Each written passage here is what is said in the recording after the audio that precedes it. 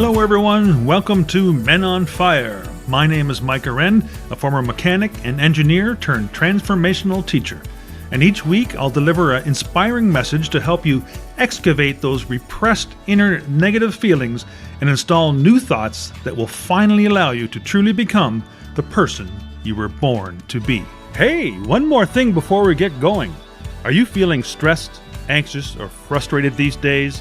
If you are, and you'd like a little help, go to calendly.com/soul mechanic booking and book a 15-minute clarity call with me absolutely free. That's Calendly, CALENDLY.com/soul mechanic booking. Also, if you're looking for an accomplished public speaker to speak in person or virtually at your next event or meeting, I can help you out there too. Okay, let's get on with the show.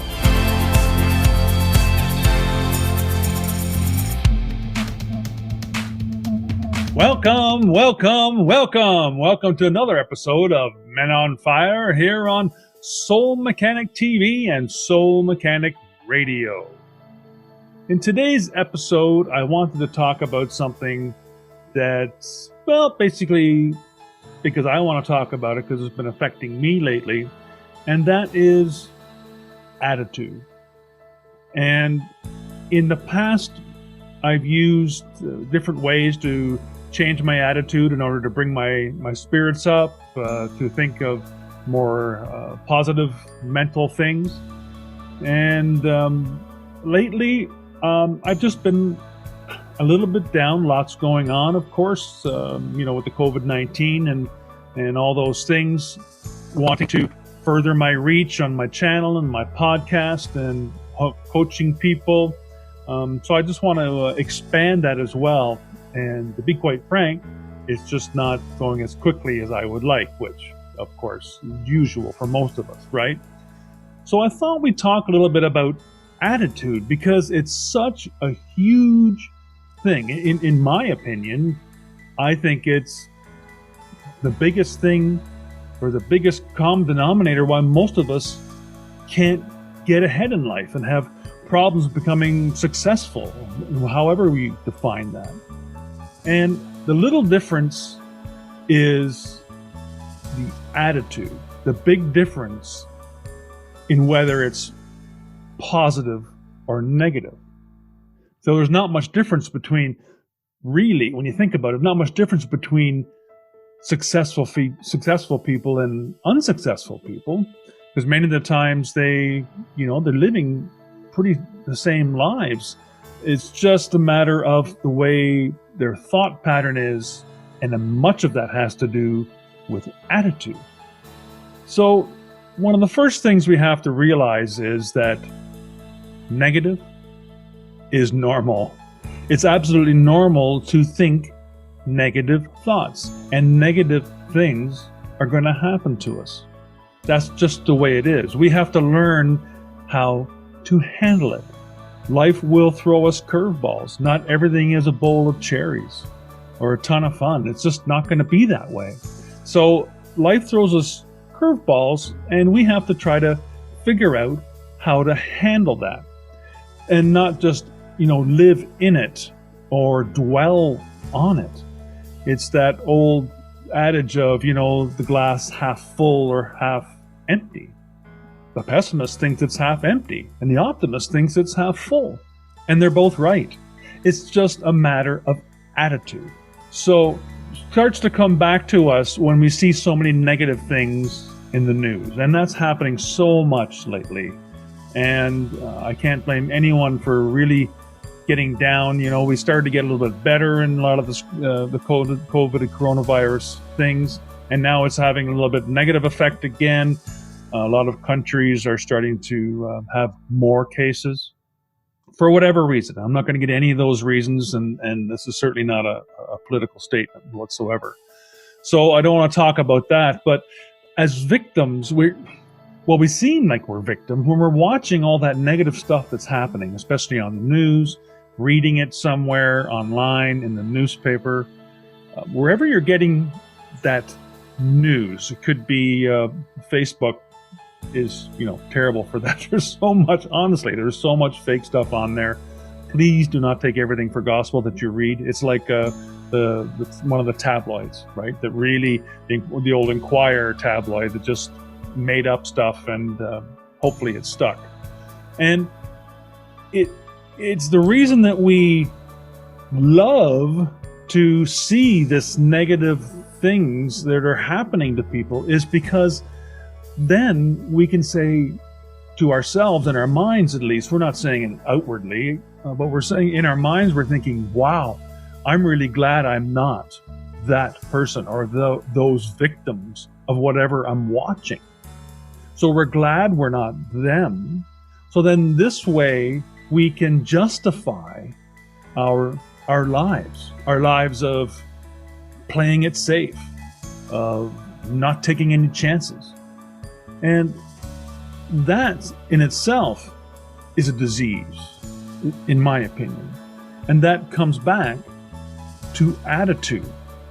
And if we concentrate on what's wrong with society, we won't be able to concentrate on what's right with it either. So in many ways, the media, and in some ways, different politicians, whatever, there's, conspiracy theorists out there that have these theories.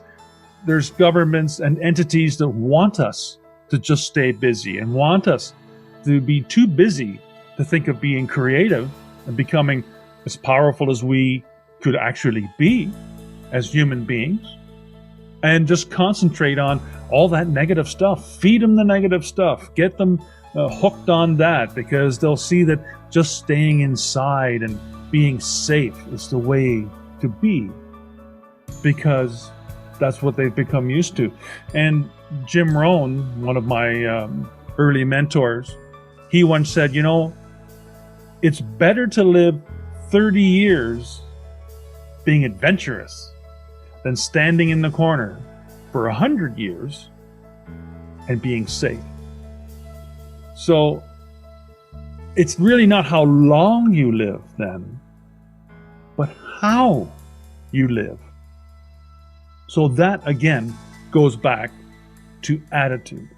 And people have different attitudes about everything, and whether it's good or it's bad, and good or bad are just two different words. They're just two things that are opposite ends of the spectrums. It doesn't really mean that you're a good or bad person or anything like that by thinking some negative thoughts and having a bad attitude once in a while. However, it becomes a disease when you allow it to creep in for a long period of time.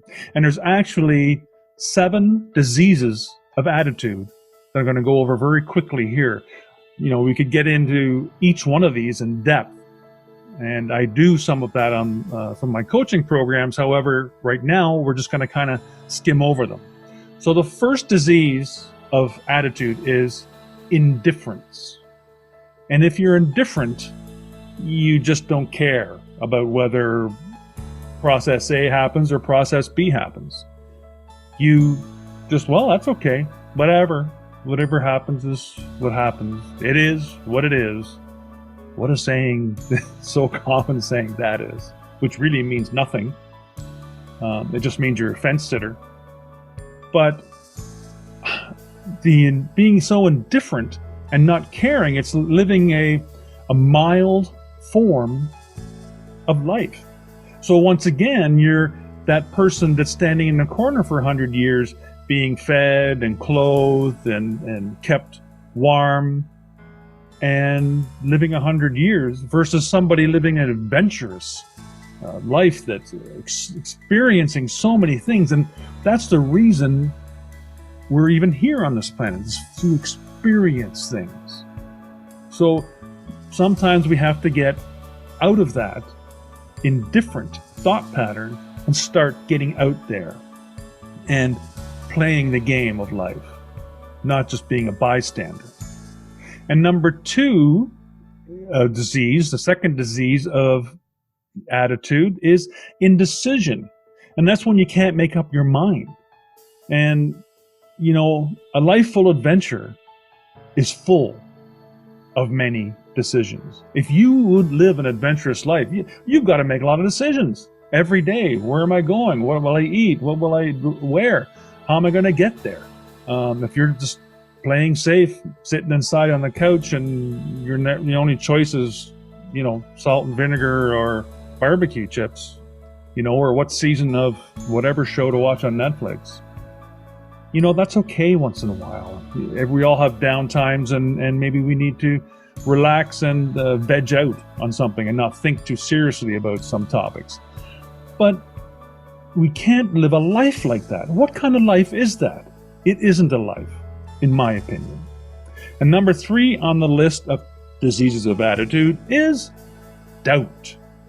And doubt is like a plague, just like the virus that we're experiencing now. So doubt leads to self-doubt. So you might just have doubt about something working out, or whether you're going to get financing, or whether you're going to get a job, or that sort of thing. But then when things don't go right for a while, you get a lot of self-doubt, and you stop believing in yourself. And I'm guilty of that too. And even just recently, I started to feel some self-doubt that I could accomplish certain things. But to get out of that, all you have to do is get back in the game. Give me a mitt, coach, and throw me the ball. I'll get back in that game and get moving again. Because when you're sitting still, that's when doubt creeps in. And when you're moving, even though, some of the pessimists might say, well, what if you go in the wrong direction? That's okay, because at least I'm going in a direction, and if I'm going in the wrong one, I'm going to find out. If you're not going anywhere, you're not going to find anything out except having self-doubt. And the understanding of your own self-worth is the beginning of the progress. And number 4 on the list of diseases of attitude is worry. Worry. What a useless thing this is. It's devastating. It's destructive to your health, to your social life, to your family. It just breaks everything down because all you do is worry. And it's easy. Well, I won't say it's easy, but it's simple. Just give it up. What's it doing for you? Anyway, does it make you feel like you're able to help someone? I mean, if something's happening across the ocean in Europe, for example, and I feel bad for those people that are, maybe there's a landslide or an earthquake and a bunch of people died, I feel empathy and sympathy. However, by worrying, I can't help them. My worry won't help them. If I could sit here and worry enough and actually make things better for them, then I'd worry all the time, because I'm helping. And we could all worry together, and everything would be better around the world. But we can't. And worrying is like a rocking chair. It gives you something to do, but it just doesn't get you anywhere. Okay, number 5 on the list of diseases of attitude is over-caution. And this goes a little bit back to indecision as well. And it's too timid approach, timidity of being afraid to take action. And it's usually brought on by this saying, what if this happens? Have you said that before? I've said it a lot. Well, I'd like to do that, but what if this happens? Or what if that happens? Or what if this happens? Holy smokes, you can just keep going on and on and on. And then that brings in the doubt, doesn't it? So a lot of these you can see are interconnected. And with the overcaution, it's also, when you say that, what if this happens? That's the language of unsuccessful people. The people who never get anywhere or reach any of their goals. They just play it timid, and that's it, because they're afraid What if something happened? Yeah, what if something happened? Wouldn't that be great? At least something happened, and then you can correct it. So move forward. Don't be overcautious. Number 6 on the list of the diseases of attitude is pessimism, which we touched on just a little bit there earlier. It's a deadly, deadly disease of always looking at the bad side. You're trying to find out what's wrong with things and not what's right. So it's almost like somebody standing in a beautiful cottage, staring to the west, looking at a beautiful sunset, but they can't see the sunset because all they see is the specks of dust and bugs or whatever on the window. They can't look past what's right in front of them to see the beauty because all they're worried about is the bad side of things. Yes, I could look at the sunset, but what if it harmed my eyes? Or what if I went outside to look at it, there's going to be bugs out there. One might want to sting me or bite me or whatever the case is. I don't want to get too mesmerized by the sunset, and then the sun goes down, and then it's going to be dark, and then what if, and you just talked about that.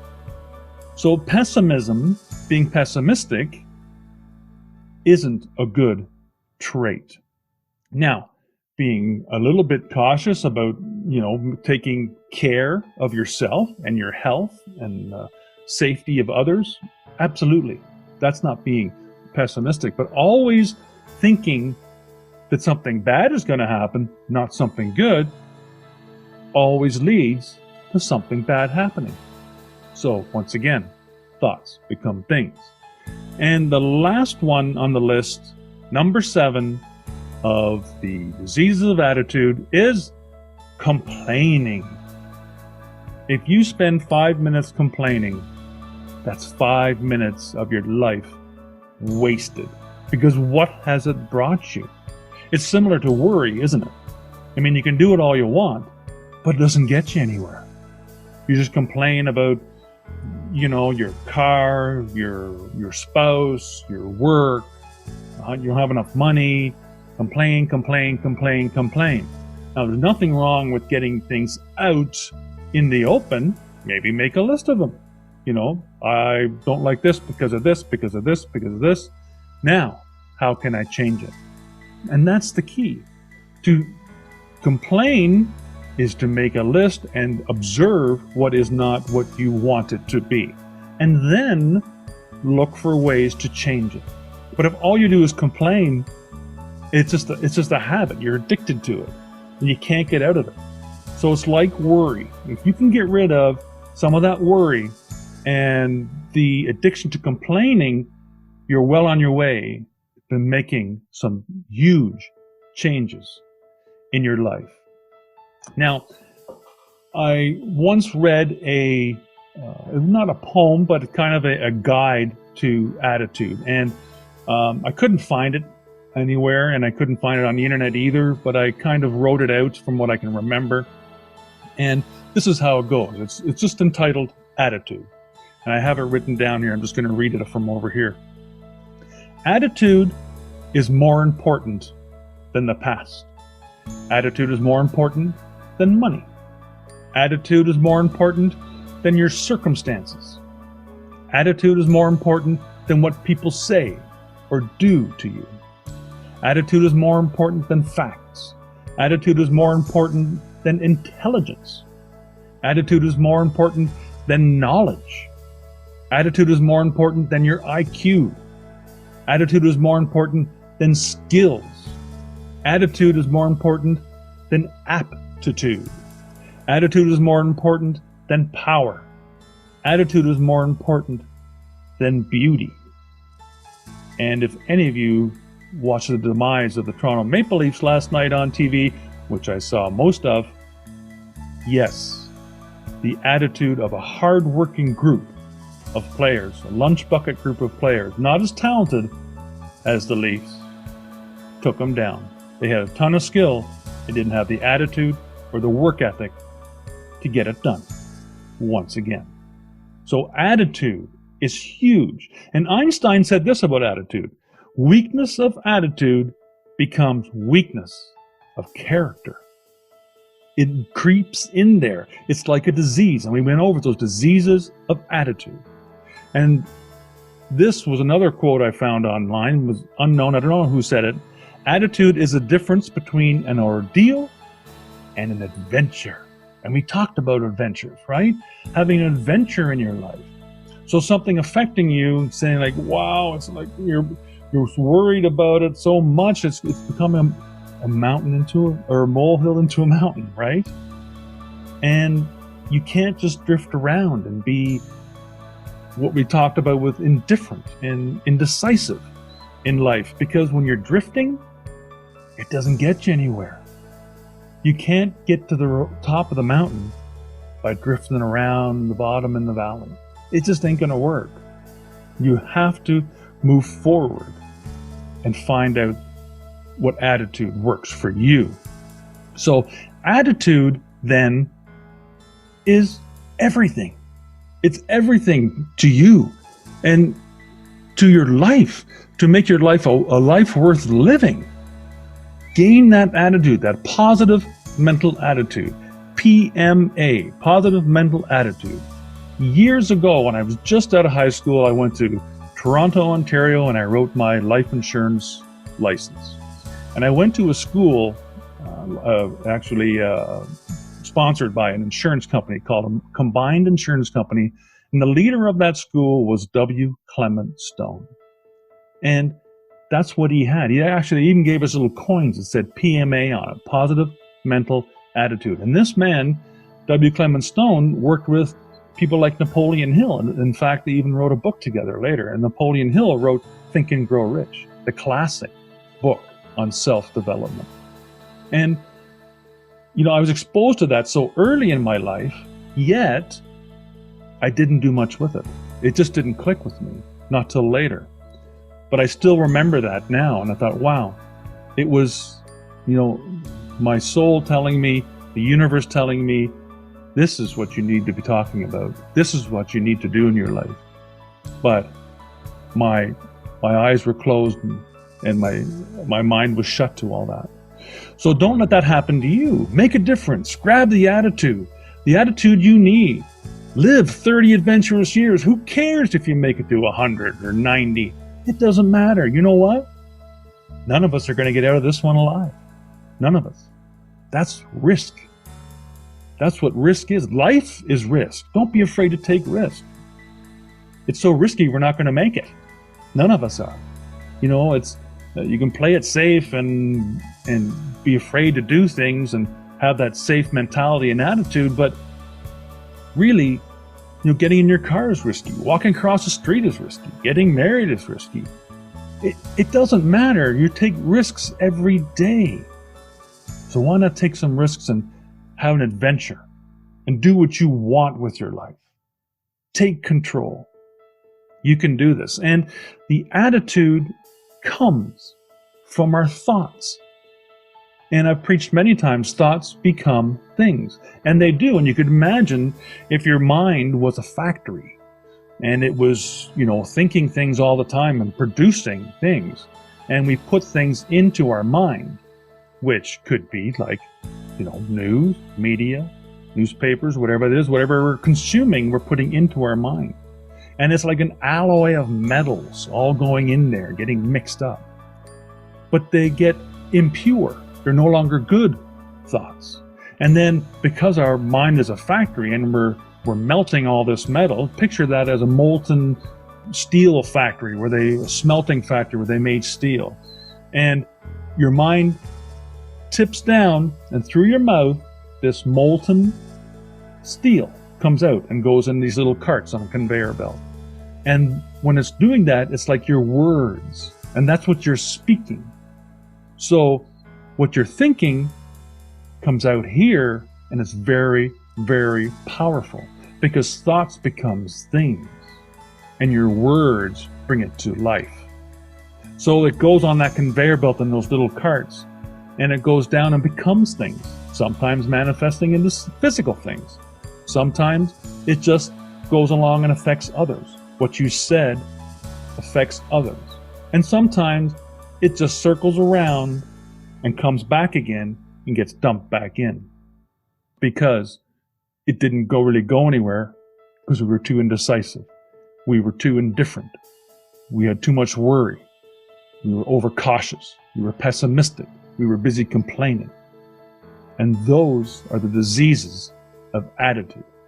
So, get yourself a great attitude, get out of the doldrums, get moving, get action, doing action. The way you can change your life in an instant is get up.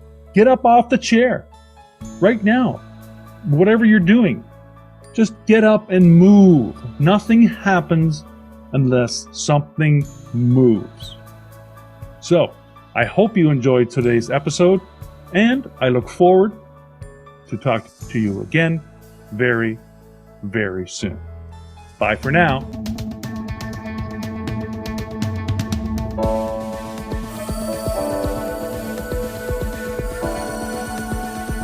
Hey, are you having trouble living the life of your dreams? Guess what? You're not the problem. It's not that you're not smart enough, deserving enough, or even hardworking enough. The problem is that you haven't yet installed the one key belief that will change everything. Want to know what it is? You're the one. That's right. You are the one. The world is waiting for you to give it that one special gift that only you possess. Want to find out more? Head to my website at micahwren.com to order my new trilogy, You're the One. The first two books are available together in an omnibus book with the exciting final installment of the series available soon. And while you're there, download a free ebook or two to help make a difference in your life today. Thank you so much for listening to today's episode. As always, keep what feels good and dump what doesn't. And remember, live without judgment, give without expectation, and love for no reason. Follow those three simple expressions, and you'll be well on your way to an inspirational, intentional, and successful life. Until next time, you're the one.